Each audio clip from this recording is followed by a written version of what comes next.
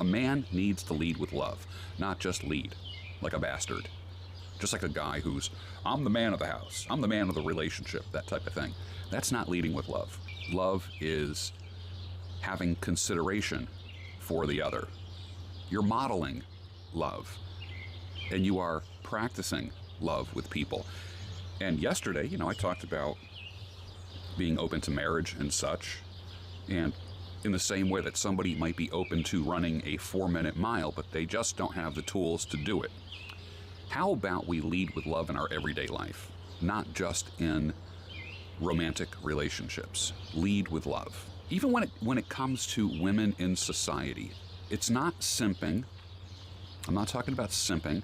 I'm not talking about just always giving the benefit of the doubt to a woman, but leading with love, serving with love, with no expectation of a return.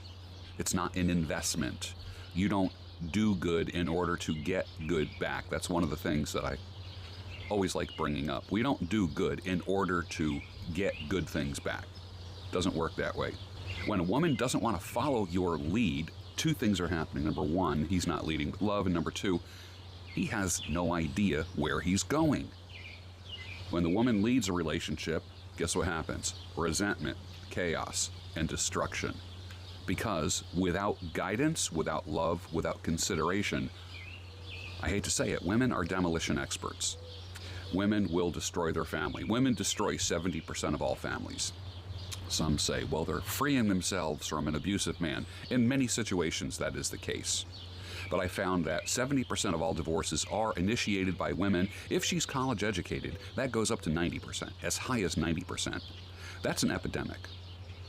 That's why men are kind of tapping out of marriage in general. They just don't want anything to do with it. Because a woman, when people start chirping in her ear, like her girlfriends, like Cosmo magazine, like YouTube, like You Go Girl, like all the Yas Queens, what happens is she starts separating from her man. That's what happens. And her true desires take over. And there's moral inversion. Breasts that are meant to feed a child are now only used to please men and attract men.